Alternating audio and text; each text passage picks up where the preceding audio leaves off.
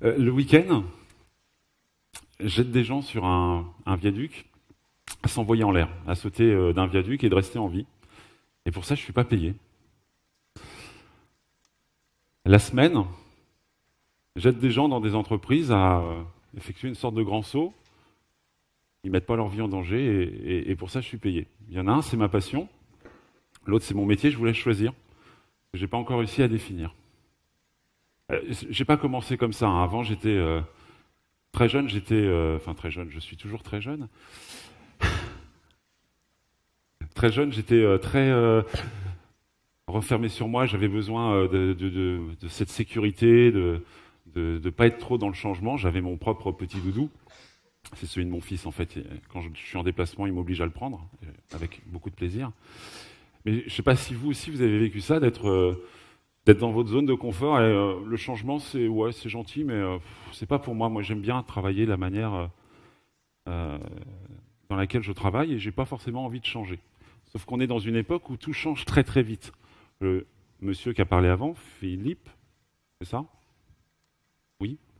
A parlé que tout avait évolué en 10 ans, enfin en 9 ans et en 10 sessions d'Agile Grenoble, autant pour moi. Me faire taper sur les doigts.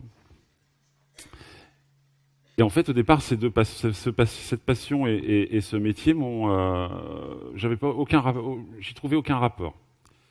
Et puis en fait, avec le temps, j'y ai trouvé énormément de rapports. Juste une petite introduction sur la photo là. La demoiselle s'appelle Tiffen, elle est monitrice comme moi. Le monsieur, je me rappelle plus de son nom, il fait 168 kilos. Elle fait 48 kilos. Et elle est hyper sereine. Nous, on l'est moins à ce moment-là pour la photo, parce qu'elle est reliée uniquement par une petite sangle de sécurité qu'on n'a jamais réellement testée. Et c'est dangereux, quoi. Enfin, le week-end, c'est du saut élastique. Chaque année, il y a des morts qui arrivent dans le monde avec du saut élastique. C'est malheureux. Donc ça reste quand même quelque chose de très dangereux. Sur ce viaduc-là, on en est à 9950 jours sans accident, donc on en est assez fiers. On va essayer de continuer un petit peu, beaucoup, le plus longtemps possible. Donc ça nécessite une grosse confiance en soi quand même, hein, quand on fait 48 kilos face à une personne qui en fait 168, qui si elle vous attrape par le bras, la sécu elle ne sert à rien, hein, c'est juste pour la déco. Il a une poigne de fer le monsieur. Et pourtant ça s'est bien passé parce qu'en fait on était une équipe. Alors est-ce qu'on est une équipe agile, je ne saurais pas vous le dire. Mais bon. En fait, ce qui m'a fait prendre conscience que il y avait un lien entre ces deux métiers, c'est une dame qui s'appelle Agnès. C'est à Saint-Martin. Donc là, c'est une plage à Saint-Martin. Je vais vous laisser rencontrer Agnès. Alors. Hop.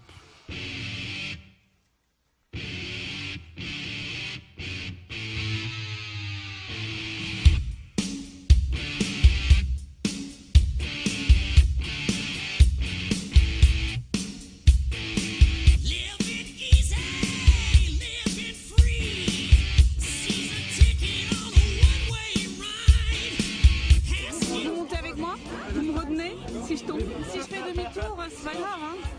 On m'en voudrait pas. Bon courage maman, c'est le monsieur qui filme pour maman. Ouais. Maman elle est courageuse, hein. Vous en pensez les garçons? Et il va monter avec maman, c'est la télé. Et du coup Adrien, on est confiant, elle a déjà fait du parachute, tout ça, donc ça va. Je rigole, je sais pas jusqu'à quand, mais je rigole. Ok. Avant d'aller dans le vif du sujet, juste petite remarque, hein, je ne sais pas si vous avez remarqué, elle dit une chose, si je fais demi-tour, vous m'en voulez pas. C'est son activité après tout, hein, je vois pourquoi on lui en voudrait, c'est à elle de choisir. Mais alors la chose la plus marquante aussi, c'est jusqu'ici je rigole, je ne sais pas jusqu'à quand, mais je rigole. Vous vous rappelez de son visage? Je rigole. Alors on va l'emmener, Agnès, on va l'emmener sur une petite plateforme comme ça, qui fait à peu près 80 cm sur 80 cm. On va l'emmener à 80 mètres de haut. On est 4 dans la nacelle. Elle va avoir ses pieds là, comme ça. Moi, je vais juste être derrière. Et puis, il y a le caméraman qui, d'habitude, n'est pas là. Hein. On ne se balade pas tous les jours avec un caméraman. Et puis, j'ai une personne qui est juste ici, dans l'angle, là où elle peut trouver de la place, qui oriente la nacelle pour qu'on puisse bien sauter. Parce que si on saute face au bras de la grue, bah, quand elle remonte, la personne, voilà, je ne fais pas de dessin. Personne l'a forcé, Agnès, à venir. Comment ça se passe généralement pour que les gens arrivent soit sur le viaduc qu'on a à côté de chez Sarah qui est montée dans l'avion à Gilles Grenoble tout à l'heure, ou sur une nacelle, ça se passe assez régulièrement de la même manière. Il y a quelques années, j'avais fait cette conférence, je ne sais plus trop où, à Gilles Laval, je crois. Et on m'a dit, mais oui, mais les gens sont forcés quand c'est un enterrement de vie de garçon ou ce genre de choses. C'est forcé, mais ils y vont. Donc, il n'y a pas que des volontaires. Donc, on va avoir une répartition dans la population de gens qui sont. Vous allez avoir des gens qui sont très enthousiastes à l'idée. J'ai toujours voulu le faire, c'est génial. Yes, on va y aller. Une petite proportion de la population. On va avoir des gens très pragmatiques. Oh, il n'y a jamais eu d'accident, je ne vois pas pourquoi j'irai pas. Hein. Ouais, pragmatisme. Et puis en plus, il y va, donc effet boule de neige, j'y vais. On a le conservateur qui. Je vais dire oui. De toute façon, c'est dans 3 mois. Ils ont le temps d'oublier. J'ai le temps de changer d'avis. J'ai le temps de trouver un rendez-vous beaucoup plus important. C'est impressionnant. Oh, bonjour, on voudrait réserver. On est 17. OK. Et le jour J, on est 3. Donc en fait, et après derrière, on a aussi les réfractaires. Des gens qui vous disent, ça, c'est pas pour moi. Je vous montrerai la photo d'une personne à la fin que je tiens à remercier, qui, je pense, serait incapable de faire ça, alors qu'il y a, il y a peut-être 1 mètre, qui a toujours dit, je veux bien venir, mais jamais je ne sauterai. Donc ces gens-là, on va voir comment on travaille avec eux. Donc c'est à peu près cette répartition-là. On a tout. On a des gens qui viennent tout seuls. On a eu une fois un monsieur qui est venu de Belgique avec sa femme, donc pas tout seul du coup, mais c'était le seul à sauter, qui a fait 700 km, qui n'a pas sauté et qui a refait 700 km dans le sens inverse. Mais il s'est confronté à cette situation-là qu'on n'aime pas énormément, d'être dans un point de bascule qui est vraiment pas agréable. Et ça, c'était important pour nous qu'ils le vivent. Qu'ils sautent, c'est autre chose. Comment ça se passe en entreprise? Il y en a qui pratiquent l'agilité, un petit peu? C'est timide, hein? C'est gouré sur le casting ou... Non, voilà, ça vient, c'est bien. Il y en a qui vivent des transformations? Ouais. Ok. Comment ça se passe en entreprise? Généralement, c'est pas toujours comme ça, mais moi je le vis assez régulièrement en entreprise, c'est qu'il y a quelqu'un qui prend une très très bonne idée un jour. Les gars, j'ai vu un truc génial à Gilles Grenoble. Ça va changer la vie. Vous allez passer à l'agilité. Qu'est-ce qui se passe dans leur tête? Hop, on a à peu près la même répartition ici. L'enthousiaste, celui qui est venu aussi à Gilles Grenoble et qui a chopé du truc et qui se dit yes. Tout ça, ça va nous simplifier la vie, on va être plus serein, ça va me donner la patate pour aller au boulot. Chacun y trouve ses raisons. On a des pragmatiques, on a des conservateurs, on a des réfractaires. Ben oui, c'est la vie. C'est la vie. Sauf que là, on s'est retrouvé dans une situation où on est embarqué par quelqu'un. Et en plus, je ne sais pas si vous l'avez déjà entendu, cette phrase, c'est bon, vous changez, mais alors vous ne touchez pas à la prod. C'est super important. La prod en premier, donc ça ne doit pas avoir d'impact. Quelqu'un l'a déjà vécu? Tout le monde? J'espère que c'est plus optimiste que ça. Ok. Je vous laisse avec Agnès, on va continuer. Si je le fais pas maintenant, je vais le faire. Je vais vérifier mon champ. Parfait. C'est comment ton prénom? Agnès, ça n'écoute pas, toi tu le fais au moins. Ok, comme prévu, on va monter tout en haut. Une fois qu'on sera arrivé là-haut, on va arrêter la nacelle, je vais l'orienter dans le bon sens, on va faire en sorte que tu sautes vers le resto, ce serait mieux. Toi, putain, c'est où déjà? Regarde pas en bas. Tu vas regarder en bas, putain, je ferme comme ça. T'habites sur l'île?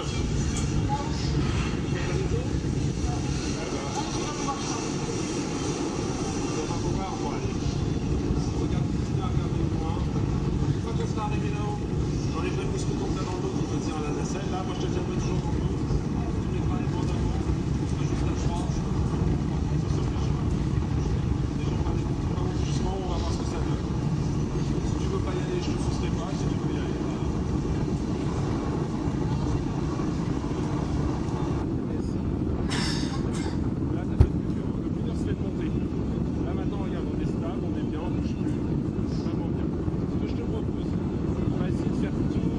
vacances. Si tu me dis je veux pas y aller, bah écoute, on n'ira pas. Hein. Là, tu veux que je dise un truc, Agnès, je suis obligé de te donner parce que tu as déjà penché dans le vide. Ça veut dire que tu as envie d'y aller.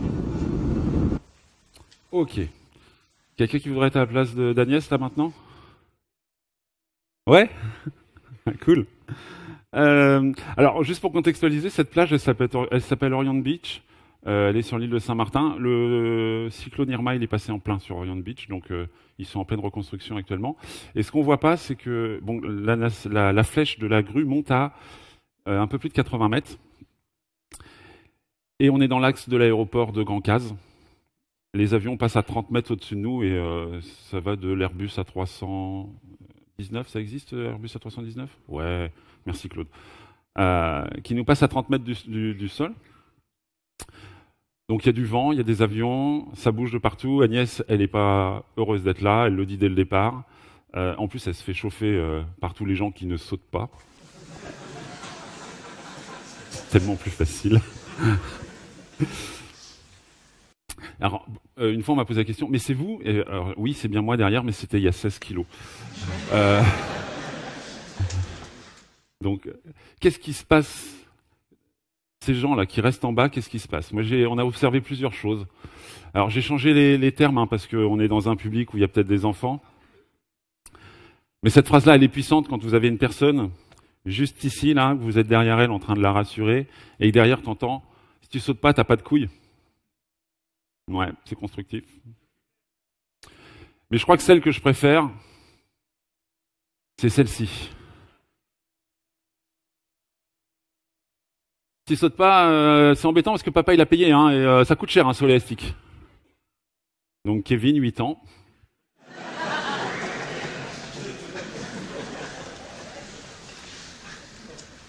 Et donc vous devez travailler avec ça, c'est pas évident. Hein. Donc en fait, vous gérez pas forcément tant le sauteur que tout l'écosystème qui est autour. Sauf que l'écosystème, vous pouvez dire, bouge pas, je vais taper ton père, je reviens. Non, c'est pas possible. Donc parfois simplement avec l'expression des yeux, ça marche. Hein. C'est un bon regard assassin. Et puis on est quand même une équipe qui va retirer le papa et dire bon, c'était peut-être pas à propos de venir avec ça.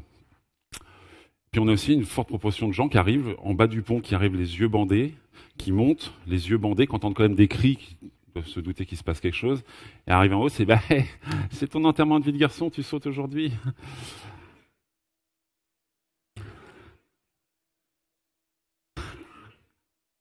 Donc là, déjà, vous savez que vous allez gérer le stress d'une personne qui n'avait pas envie de le faire, qui, assise là, à 3 mètres de la zone, déjà... Hop. Donc pour pouvoir l'emmener ici, où la moitié est déjà dans le vide, enfin le vide dans l'air, puisqu'il n'y a pas de vide, puisqu'il y a de l'air, c'est pas évident. À ce moment-là, dans la tête d'Agnès, hein, notamment, je suis devenu son chef. C'est moi qui décide pour elle, c'est moi qui décide de tout. À la rigueur, pousse-moi si j'avance pas. Alors, chef au sens, c'est moi qui décide pour elle. En fait, c'est un manège. Vous allez appuyer sur un bouton, puis je vais y aller. Oui et non, non, parce que c'est pas ça qui nous intéresse en fait. Je vous ai dit, hein, parfois il y a des gens qui viennent et qui ne sautent pas. Ils en sont désolés pour nous. Nous, ça va, on sait à peu près ce que c'est. Hein. Passer 1000 sauts, vous arrêtez de compter généralement. Donc ils sont désolés pour nous, c'est quand même c'est ahurissant, quoi. Ils s'excusent de ne pas faire le truc qu'ils avaient envie de faire. Et là, tout se passe dans leur tête. Hein. J'avais fait sauter un coach, enfin j'ai fait sauter plusieurs coachs agiles. D'ailleurs, Alex, on n'avait pas prévu une grue. Je sais plus où t'es. Il y en a un au moment d'être comme ça, là, donc c'était sur le viaduc, il y avait une 50aine de mètres. Attends, j'ai fermé ma bagnole. Est-ce que c'est le meilleur moment pour penser à ça? Surtout qu'elle est là, ta voiture, on la voit, hein, elle ne va pas s'envoler, elle est bloquée par les nôtres, donc bon. Vous êtes plusieurs dans votre tête à ce moment-là. Et ce qu'il faut, c'est parler à toutes les personnes qui sont dans votre tête. C'est de choper le consentement de toutes ces personnes-là. Et puis on a le fameux pousse-moi.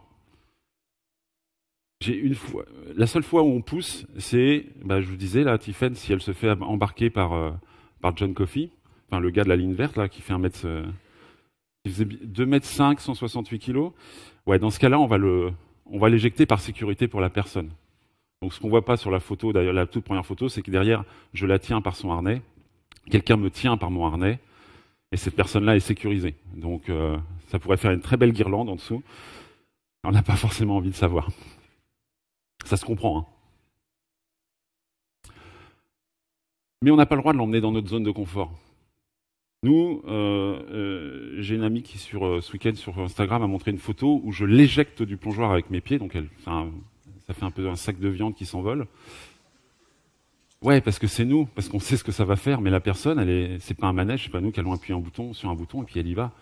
On est là pour qu'elle prenne la décision d'elle-même. En fait, on l'emmène d'un état stable,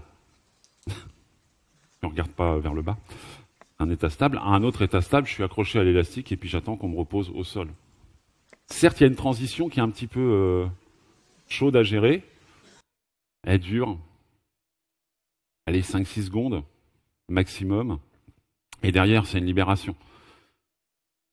L'idée, c'est que cette personne découvre une nouvelle zone, sa zone d'apprentissage. D'ailleurs, à partir du moment où elle a découvert cette zone, qu'elle se dit « wow, non, pas grave, on recule ». C'est reculé pour mieux sauter.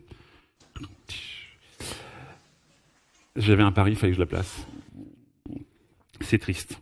Une fois qu'elle a goûté à ça, voilà, j'ai goûté, je suis allé voir plus loin que ma zone de confort, j'ai posé mon doudou et puis je suis allé voir plus loin. C'est ça qui nous intéresse. D'accord ? Autre constat, je ne sais pas combien on fait de sauts par an, ça ne m'amuse pas forcément à compter, mais sur une journée, s'il y a 1% des sauteurs qui refusent, c'est vraiment le maximum. Je vais juste vous demander de garder ce pourcentage à l'esprit. 1% des gens qui refusent de sauter. C'est-à-dire que potentiellement, il y a une probabilité même infinitésimale, ça se passe mal. On est d'accord. Donc moins de 1%. Comment ça se passe en entreprise ? Vous vous rappelez, cet enthousiasme pragmatique, conservateur, réfractaire. Vous connaissez cette courbe ? Certains connaissent pas ? Ouais, on l'explique en 2 secondes. Geoffrey Moore a écrit un ouvrage qui s'appelle Crossing the Chiasm. Oups là, c'est dangereux ici. Et il illustre avec cette courbe en expliquant que dans la population, il y a une répartition qui est à peu près une loi normale de personnes avec une certaine appétence par rapport aux nouvelles choses, aux nouvelles technologies. On peut faire le parallèle avec une nouvelle méthode de travail, une nouvelle entreprise, créer sa boîte par exemple. Pour prendre l'image toute bête, on va prendre 2007, donc avant le premier Agile Grenoble. 2007, qu'est-ce qu'il y a eu de marquant ? Le premier iPhone. Le premier iPhone, vous avez des gens ici, c'est les innovateurs, ils ont dormi devant l'Apple Store. Alors nous, on est tranquille parce qu'à Rennes, il n'y a pas d'Apple Store. On n'y serait pas allé dormir, ce qui pèle à Rennes. Un peu comme aujourd'hui à Grenoble, mais nous, c'est toute l'année. Ces gens-là sont convaincus que ça va leur changer la vie. Donc, ils y vont, ils vont attendre, ils veulent être les premiers à y aller. Ok.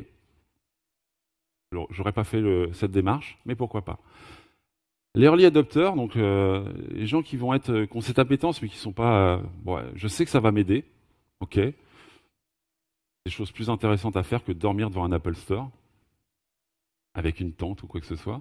Mais ces gens, d'ici une semaine, d'ici 3 semaines, d'ici 1 mois, je vais me laisser embarquer parce que je pense que ça peut m'apporter quelque chose. Essayez de faire la transposition avec des méthodes ou des outils ou des pratiques ou l'envie de travailler différemment en entreprise. Après, on a la early majority, la late majority et ce qu'on appelle des laggards. Et il y a un chiasme, il y a un fossé entre cette population-là et cette population-là. Il faut voir que les innovateurs, je crois que dans le bouquin, il explique que c'est moins de 2%, pour ceux qui ont les chiffres officiels. Moins de 2% de gens qui sont innovateurs, pas beaucoup plus qui sont early adopters. Par contre, on a 16% de gens qui sont très réfractaires au changement. Si on fait le parallèle avec une transformation en entreprise, il y a 16% de personnes dans votre entreprise. Le changement leur fait très très très très peur et limite ils se recroquevillent sur eux-mêmes. Ils reprennent le petit doudou. Et non, je fais le dos rond, ça passera. De toute façon, c'est la 5e que je vis, ça passera. Vous en avez tous un à l'esprit, au moins un dans votre cerveau. faut pas lui en vouloir. C'est un état, il est réfractaire. Et là d'ailleurs, il y a des coachs agiles dans la salle? Ok. Vous pourriez envoyer tous ces gens-là, qui sont les meilleurs coachs agiles de la place, pour convaincre ces gens-là, ça ne marchera pas. Je l'ai vécu, j'ai fait Rennes, Paris, La Défense pendant 6 mois de ma vie pour aller dans une banque dont je tairai le nom, sponsor du rugby, c'est à la limite. Et il y avait Carlos. Et on n'avait pas encore la LGV, quand tu fais Rennes, Montparnasse, yeah, bonjour tout le monde, Montparnasse, La Défense, vous sentez bon sous les bras.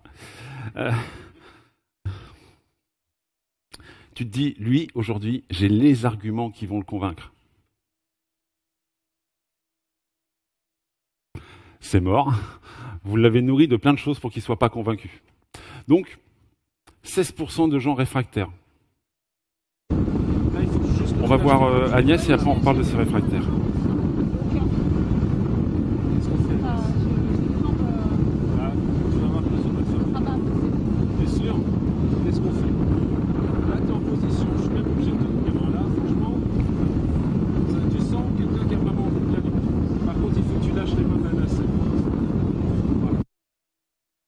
Alors là, Agnès, donc on ne l'a pas vu, mais j'ai enlevé un petit mousqueton qui était une sécurité qui s'accrochait derrière le logo. Jusqu'à ce moment-là, elle ne pouvait pas tomber, voire pendre comme une grappe de raisin en dessous, ça n'aurait pas été très joli. Mais là, à partir du moment où j'ai enlevé le mousqueton, elle n'est reliée que à l'élastique. Donc c'est important qu'elle ne se rattrape pas à la nacelle, qu'elle ne se rattrape pas à nous. Et à ce moment-là, Agnès, si je veux... Et voilà, ça. Next. Ce serait tellement plus simple. Je ne sais plus combien de temps dure la vidéo, mais on est resté super longtemps avec Agnès. J'ai coupé parce que c'était même... je sais plus combien. On a 3 heures pour la keynote, c'est ça? Je vous mettrai l'intégrale après. Agnès, là, elle ne sait pas pourquoi elle est là. Elle le savait quand elle était en bas. J'ai déjà fait du parachute. Qui a déjà sauté en parachute? Ok, ceux qui ont déjà sauté en parachute, est-ce que vous avez déjà sauté à l'élastique? Aucun? Un? C'est pareil? Non, ça n'a rien à voir. Ouais, c'est 2 choses totalement différentes. On ne va pas rentrer dans une analyse rhétorique de ça, c'est pas le but aujourd'hui. Trouver du sens. Alors le sens, ça serait vas-y, pousse-moi, je te pousse, et puis voilà, c'est réglé. Sauf que là, elle va subir une chute et pas un saut. L'aider à trouver du sens, c'est tout le job qu'on a à ce moment-là, parce que c'est bien gentil de la tenir. Nous, on est assuré que par ce petit bout de ficelle là qu'on n'a jamais testé en vrai. C'est marqué sur la notice que ça supporte 1 tonne. Mais bon, on a un pari en cours sur celui qui est prêt à sauter simplement avec ça pour voir si ça marche. On a beau être un peu foufou, on ne l'a jamais fait. C'est pour vous dire à quel point on tient la vie. Trouver du sens. C'est facile pour Agnès. Enfin, c'est facile. Ça va être plus facile pour Agnès que pour le gars qui est arrivé les yeux bandés. Hop, alors, surprise. Ah ouais, le sens, il y a une direction, c'est par là. Le sens, c'est pas facile de le trouver. Pour illustrer le truc, je vais vous donner un exemple. On a eu une fois une petite, je dis une petite dame, mais il y a pas de jugement. C'est par rapport au grand gaillard que je suis. Elle était petite. Elle est venue de Paris avec son vélo. Elle l'a pris dans le train jusqu'au Mans, au Mans jusqu'à Alençon. Toujours avec son vélo dans le train, et elle a fait Alençon, le viaduc, en vélo. Pour voir cette région-là, ça va vous faire marrer. Ça s'appelle les Alpes Mancelles. C'est vallonné, c'est pas chez vous. Mais bon, ça monte, ça descend quand même, et puis on a du zef. Là, elle avait le sens, si vous voulez. Je ne sais pas si vous seriez capable de vous dire, tiens, je vais partir avec mon vélo, je vais faire 1 heure de train, 1 heure de train, 25 bornes de vélo, sachant qu'il faut que je fasse le retour. Donc elle savait pourquoi elle voulait le faire. À tel point que quand on est arrivé au bord, là, hop, elle s'est mise à pleurer de toutes ses larmes. Et je dis, écoute, on arrête. Non, je veux le faire, c'est absolument, parce que ça fait des années que je veux le faire, je sais que ça va libérer quelque chose en moi. On discute, pas trop longtemps, on discute, Et elle finit par partir, elle finit par y aller d'elle-même. Je me retourne vers l'équipe, j'étais en larmes. En fait, elle m'avait transmis ses, je sais pas, ses sensations, c'est terrible. Parce que moi, ça va, je savais ce que c'était. Mais quand elle nous a raconté son histoire avant de sauter, tout est revenu là. C'est la fille, elle sait pourquoi elle fait ça. Elle nous l'a pas dit. Elle nous l'a dit au moment de sauter. Mais c'est puissant. Donc le sens, c'est trouver le fameux why. Alors pas le why en un mot, le pourquoi qui est une justification, mais le pour plus loin quoi. Qu'est-ce que ça va m'apporter? Quel résultat différent j'aurai à la fin? Ça, c'est intéressant. Alors pour un saut élastique, le résultat différent, vous allez me dire, ouais, de l'adrénaline.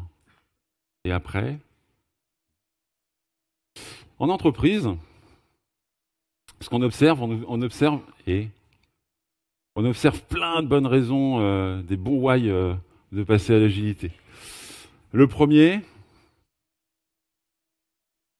je vous laisse le lire, je ne le commande pas. Quelqu'un l'a déjà entendu? Oh my god. Ok. C'est une bonne raison, hein. On le fait comme tout le monde parce que si on le fait pas, on sera les seuls à pas le faire. Ça serait ballot, quoi. Ça tous s'évite dans la profession. Plus vite pour moins cher, vous l'avez déjà entendu? Ouais, c'est garanti. Bien, 100% garanti, ça va coûter moins cher. Parce qu'on peut faire ce qu'on veut. J'ai un client qui m'a dit une fois, écoute, on a 100 000 € de budget, on va faire une équipe, on ne sait pas ce qu'on veut faire comme produit. On va le faire en agile, parce que comme ça va définir notre produit. Et là, vous arrivez en tant qu'accompagnateur, consultant, choisissez coach, choisissez le terme, biffez la mention inutile. Eh ben, ça va pas être gagné tout ça. Enfin, va falloir transmettre tout ça, hein, Chris? Et un truc qui est énorme, je suis sûr que beaucoup l'ont entendu, premier rendez-vous, vous savez, chez nous, c'est plus compliqué que chez tous vos autres clients. Qui l'a déjà entendu? Yeah. Je pense qu'on pourrait être millionnaire si à chaque fois on mettait un billet de 10 dans la cagnotte. Et surtout, vous savez, chez nous, hein, les gens sont résistants au changement. Bon, bah c'est foutu, alors ils sont résistants au changement, agilité, un peu de changement. On va arrêter là, on va gagner du temps. C'est fou, hein, ce postulat-là, c'est plus qu'un manifeste du changement, c'est voilà.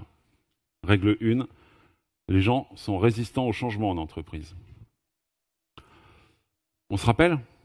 Là-bas, là, moins de 1% des gens refusent de sauter, donc de mettre en danger leur vie. Et en entreprise, 16% de réfractaires. Qu'est-ce qui fait que on met sa vie en danger en entreprise? Certains se sont déjà sentis en danger de mort dans leur entreprise via le changement d'approche de travail. Hein. Peut-être d'autres risques. Non, a priori, là, il n'y a pas trop de mains qui se lèvent. Ce que je vous propose, c'est que je vous invite à faire un petit exercice. C'est une invitation, vous n'êtes pas obligé. Si vous vous sentez plus à l'aise, vous pouvez faire debout, vous pouvez le faire assis. Moi, ça ne me pose pas de problème. Ça vous dit?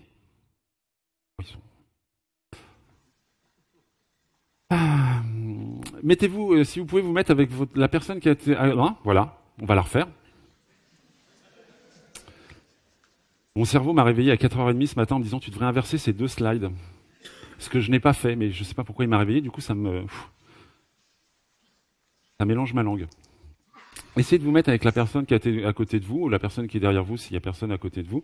Et je vais vous demander de faire 2 choses. Vous avez trouvé un binôme? C'est bon?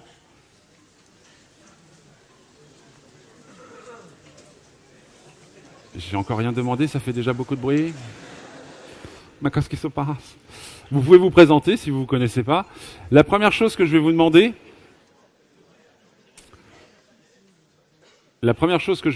c'est, tout en regardant la personne, c'est changer quelque chose sur votre apparence à vous. Modifiez votre apparence. Voilà, par exemple.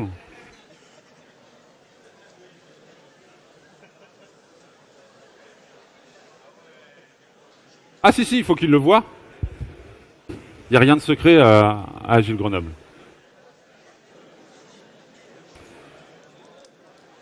C'est bon pour tout le monde? Ok. Non, non, non, vous changez quelque chose sur votre apparence. Normalement, ça doit être fait. La deuxième chose que je vais vous demander, et là, attendez mon go parce que ça va créer un petit petite perturbation dans votre cerveau. Je vais vous demander d'aller changer quelque chose sur l'autre. Par contre, je vais vous demander d'aller le changer. Ne lui demandez pas, tiens, bah enlève tes lunettes ou déboutonne ton pantalon. Je dis ça parce que c'est déjà arrivé que quelqu'un déboutonne. Ça vous regarde. C'est open, c'est. Je vais vous demander de changer quelque chose sur l'apparence de l'autre. Donc vous y allez. Allez-y, faites-vous plaisir.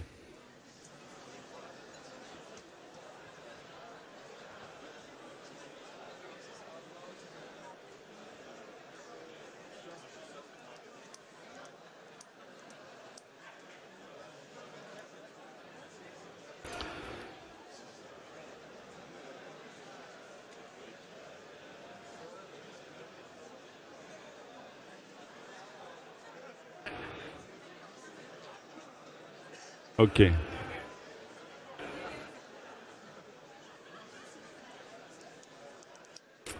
Ok. Tout le monde a encore son pantalon?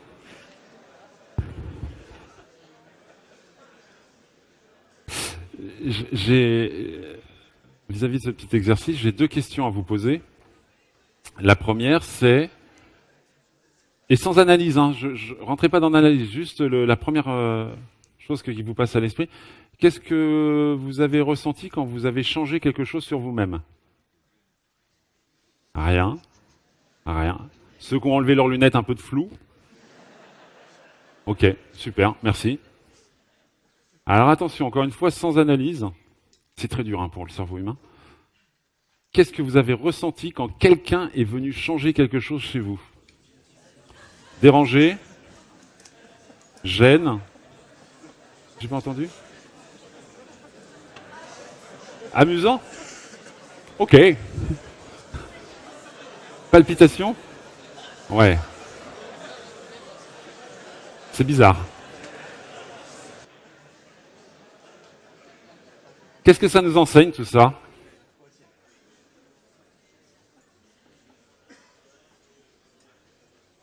Tu dis? Ah ouais, bien, c'est bien ça. En fait, on a l'habitude de dire que les gens sont résistants au changement. C'est quand même fort. C'est fort de dire ça. Monsieur Senjé, il dit les gens ne sont pas résistants au changement, ils sont résistants à être changés. C'est-à-dire que quand je viens changer quelque chose sur l'autre, bah ouais, le premier réflexe c'est tu touches pas, s'il te plaît. Alors moi qui ai beaucoup de difficultés quand quelqu'un rentre dans ma bulle, ça peut être exprimé assez fortement. Les gens ne sont pas résistants au changement. On a même eu un président qui nous a dit le changement, c'est maintenant. Bon, en fait, il avait raison et tort en même temps. Le changement, c'est pas maintenant. Le changement, c'est tout le temps. C'est chaque seconde qui passe. Vous vous adaptez. Quand vous prenez votre voiture pour aller au travail, vous avez l'option A. Puis, oh là, ça bouge. Je vais prendre l'option B. C'est déjà du changement. Isabelle Monville nous avait raconté une fois une petite anecdote. Est-ce que vous savez combien de fois un enfant se casse la figure avant de savoir marcher? En moyenne 1000? 3000? Il y en a qui disent non, j'aime le mien 5 fois.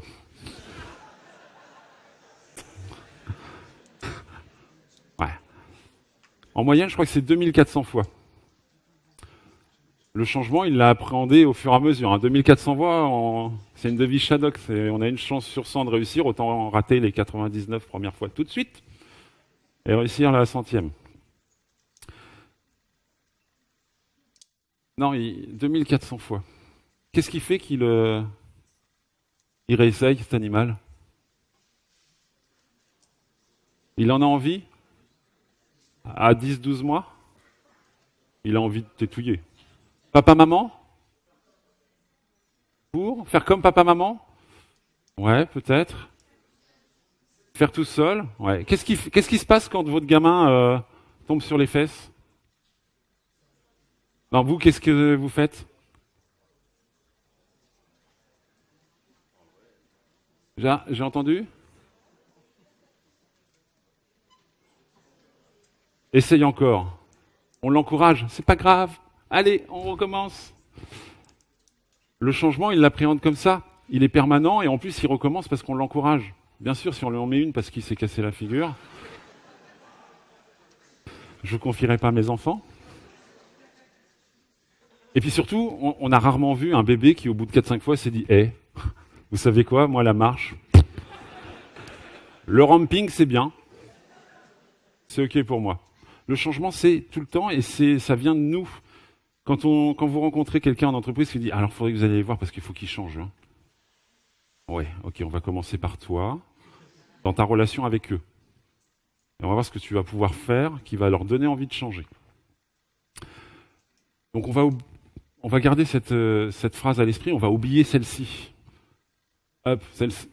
Et c'est où le tac, c'est celle-ci, excusez-moi. On va oublier celle-ci. Les gens ne sont pas résistants au changement. Certains vont être beaucoup plus emballés par le changement, poussés ou pas. Mais s'ils le décident, ils vont y aller beaucoup plus facilement.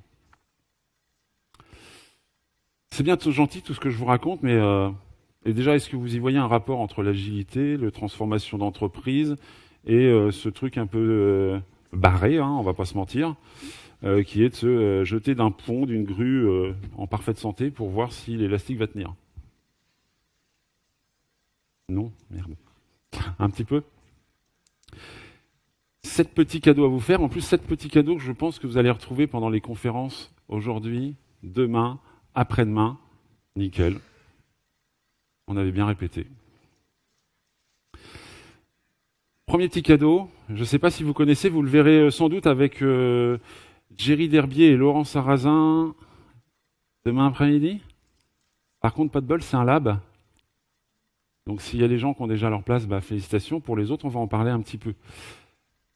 Pourquoi je vous parle de host leadership? Parce que le leader qui arrive en disant, bah voilà, vous allez changer, vous allez passer à l'agilité, oh, c'est violent quand même. Il va tout porter sur ses bras, il va prendre toutes les décisions, et faire du pushing, faire du forcing, c'est pas gagné. Hein. Je reviens avec Agnès. Bon, maintenant tu sautes, hein, puis tu n'as pas d'autre choix. C'est motivant, c'est encourageant. Mac McCargo et Len Bailey ont développé cette notion qui est le host leadership, c'est que ça part d'une métaphore toute bête et en plus tout le monde peut la comprendre. Quand vous invitez quelqu'un chez vous, vous êtes un hôte. Alors, en anglais, host, vous invitez des gens qui sont des guests. En français, vous êtes un hôte et vous invitez des hôtes. C'est un peu... Donc host, pour la notion d'hôte. Vous savez les inviter, et vous n'êtes pas en train de tout faire, tout décider pour tout le monde. C'est si la personne vous dit, mais je peux t'aider à faire quelque chose? Ah bah oui, ça serait bien si tu pouvais mettre la table, ou tiens, est-ce que tu peux déboucher les bouteilles, choisis le vin. Vous savez être de bons hôtes chez vous. Tout l'enjeu, c'est de réussir à être un bon hôte au travail, quand je vais être embarqué, amené à piloter, à intervenir dans une transformation d'entreprise. Et on s'en fout que ce soit de l'agilité. Excusez-moi, je suis vulgaire. Peu importe que ce soit de l'agilité ou autre, dans toute transformation d'entreprise, ça peut avoir du sens. Donc il développe cette notion d'hôte qui, au sein d'un hôte, il y a 6 rôles différents qui sont la personne qui va porter la vision, la personne qui va formuler les invitations à participer à cette transformation, les gens qui vont créer le rôle qui va créer l'espace, le rôle qui va faire en sorte qu'on reste bien dans cet espace, des rôles qui font en sorte que l'énergie circule. Je ne rentre pas trop dans le détail pour ceux qui font le lab, et puis pour ceux qui veulent qu'on rentre dans le détail, on se verra par la suite si vous voulez.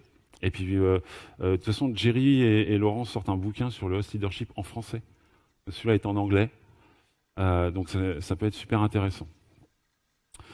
Et la bonne nouvelle, c'est que vous savez déjà le faire à la maison, à part si vous n'avez jamais invité de gens et... Non, ça va ? C'est la même chose là-bas. On invite la personne dans notre espace. Maintenant, à nous de l'aider à se rassurer, à nous de faire en sorte de créer l'espace qui lui permet d'évoluer en pleine sérénité et qu'elle puisse le faire avec son énergie et pas la nôtre. Ça, c'est le premier petit... J'appelais ça des petits cadeaux. J'ai mis un résumé de tous les ouvrages sur lesquels j'ai basé la conf à la fin, donc vous pourrez tout récupérer sans souci. La deuxième chose,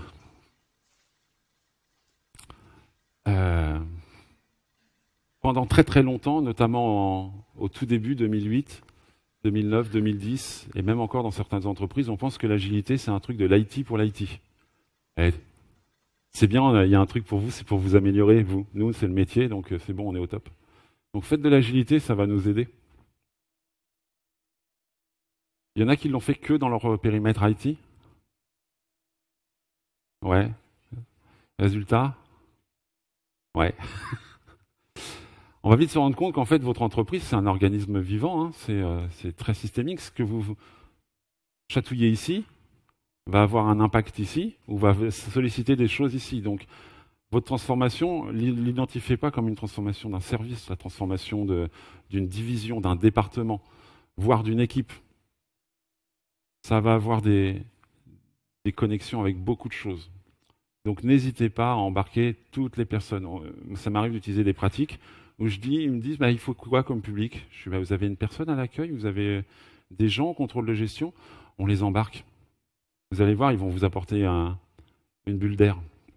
On discutait avec Claude tout à l'heure d'une personne qui est assise là-bas à côté de Sarah, que j'ai eu en formation une fois. Et je disais à Claude, ce qui est génial, c'est que c'est pas un informaticien. Donc il vient avec des yeux qui sont totalement nouveaux et il apporte énormément de valeur.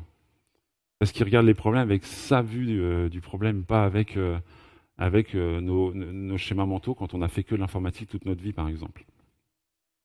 Il y a une anecdote là-dessus, j'ai jamais réussi à savoir si elle était vraie ou pas. Vous vous brossez les dents? Ok, il y a une main qui s'est levée. Hein.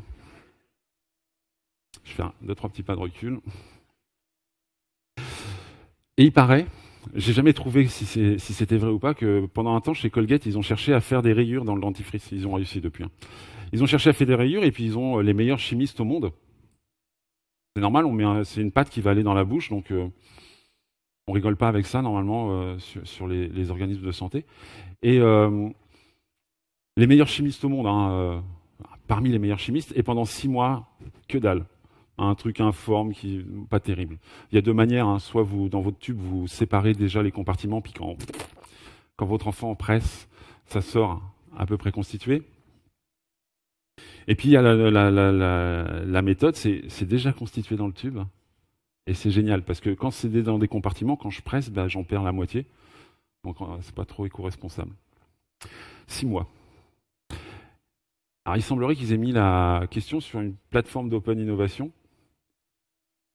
Vous voyez ce que c'est? Je pose une question, je propose une prime, une somme pour la personne qui trouve la réponse, une demi-journée.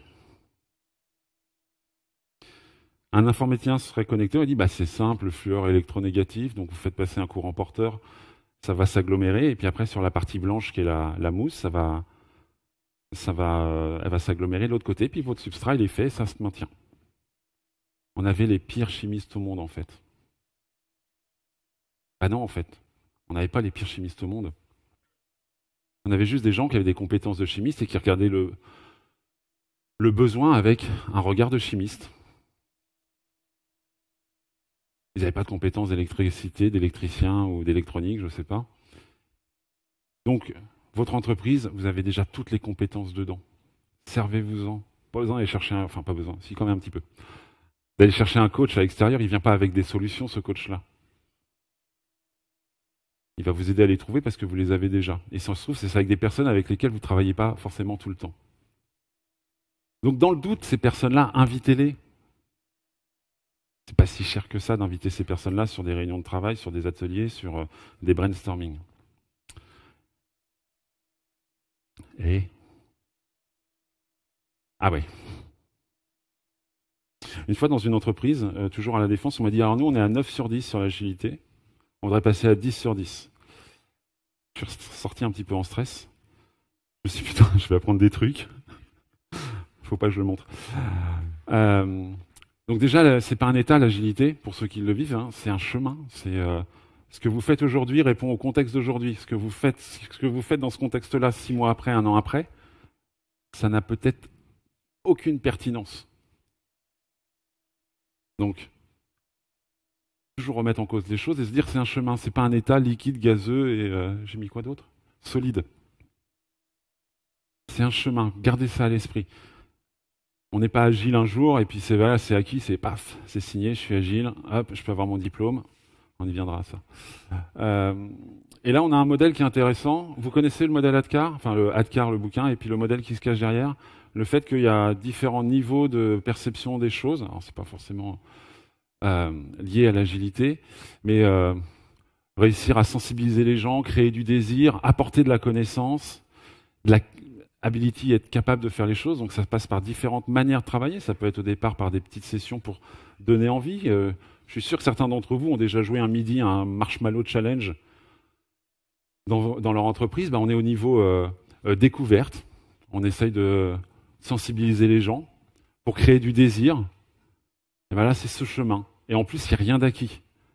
Parce que derrière, il y a une partie reinforcement, c'est de se dire, c'est pas parce que je suis agile aujourd'hui que demain, je continuerai à l'être. Tout peut être remis en cause. Ce que j'ai l'habitude de dire, c'est tous les jours, c'est une nouvelle feuille blanche. On en reparlera avec ceux qui font l'atelier facilitation graphique cet après-midi. Donc gardez à l'esprit, c'est pas un chemin, c'est un chemin, c'est pas un état.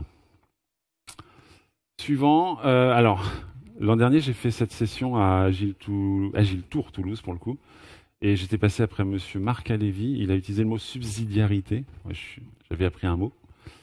Et en fait, ça a énormément de sens. Tout le monde voit ce que c'est? Ah putain, j'étais vraiment idiot là. Ce que j'en ai compris.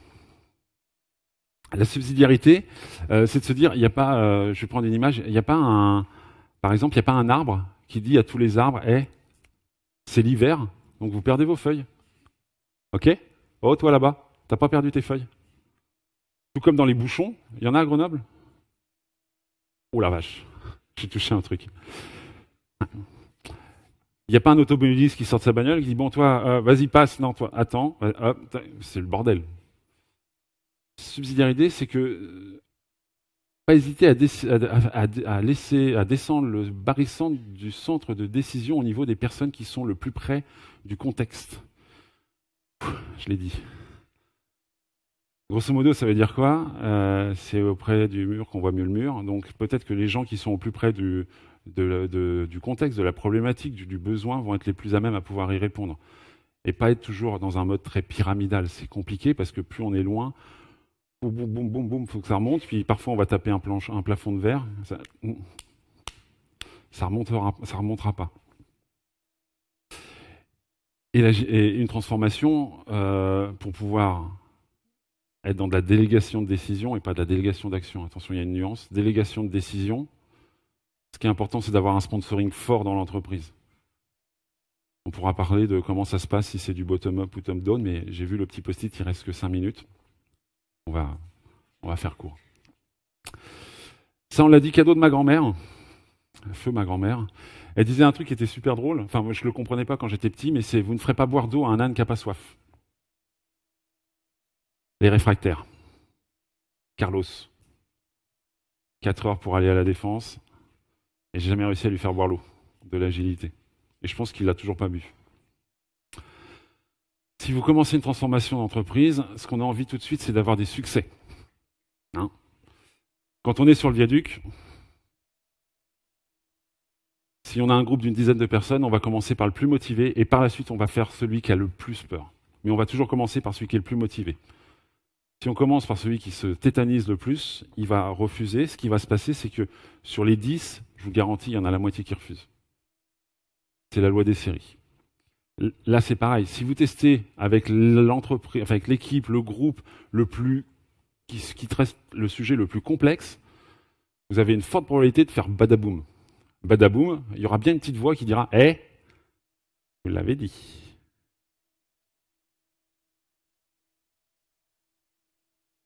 Donc cherchez votre terreau fertile et commencez à travailler avec celui-là. C'est lui qui va donner envie aux autres de franchir ce petit fossé. Oui. Alors, et la transformation, on change tout maintenant. On est on est mercredi. Jeudi, on est au boulot. Tout le monde change tout de suite et puis c'est efficace tout de suite. Non, c'est pas aussi facile que ça. L'homme, on a l'habitude de croire que l'homme est un robot pour l'homme, sauf que c'est votre force, vous êtes des humains, donc vous échouez, c'est formidable. Et vous allez échouer. T'as vu, je l'ai laissé. Petit tweet de Chris Degnaud il y a 4-5 mois, 6 mois, qui reprenait un tweet de Sébastien Bourguignon qui dit « Si vous voulez être agile, transformez-vous et arrêtez de chercher un retour sur investissement. » Le retour sur investissement, il arrivera peut-être, mais ce n'est pas le postulat de départ. Le postulat de départ, c'est quand vous donnez l'exemple, vous allez voir les autres vont y aller avec beaucoup plus d'envie. Donc si dans la salle, il y a des gens qui sont amenés à piloter une transformation, agile ou pas agile, on s'en fout. C'est pas le sujet. Donnez l'exemple. On revient sur la posture de leader. Créez d'autres leaders. Créez pas forcément des suiveurs.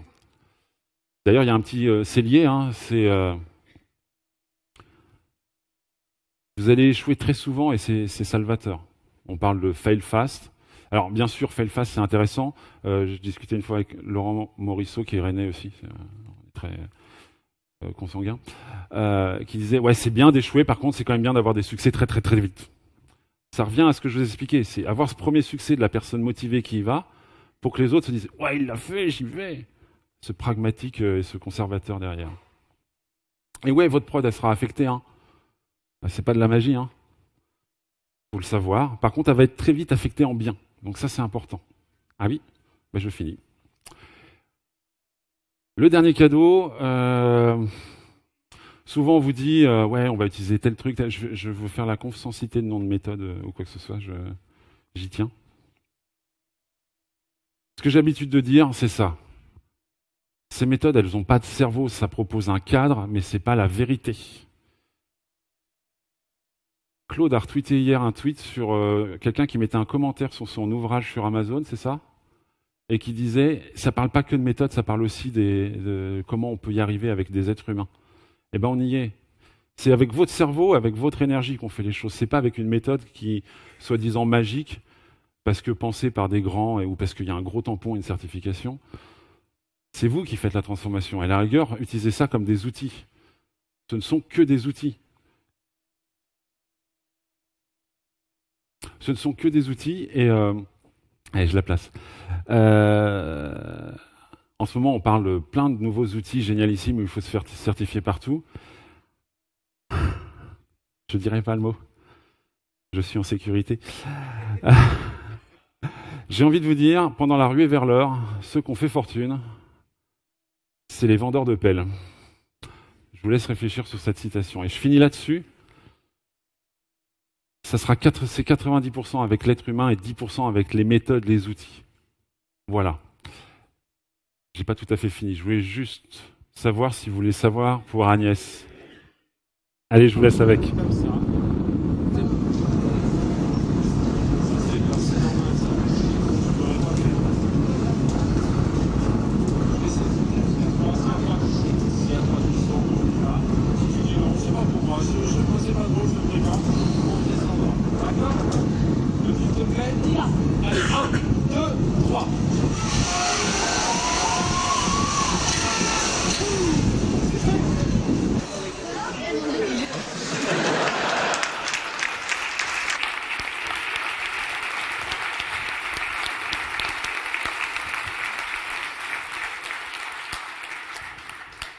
Ça, c'est un sourire. Je termine juste. Je voulais remercier ces 3 personnes. Vous les connaissez peut-être pas toutes. Alex, a priori, oui. Isabelle, elle sait pourquoi. Et ce monsieur que très peu de personnes connaissent, qui est directeur technique chez OBS, et qui, grâce à lui, c'est peut-être grâce à lui que je suis ici, en fait. Il m'a embauché parce que je faisais du saut élastique et du parachutisme, et il s'est dit, je ne sais pas s'il est bon en agilité, mais il est bizarre et j'ai besoin de savoir pourquoi. Merci à vous.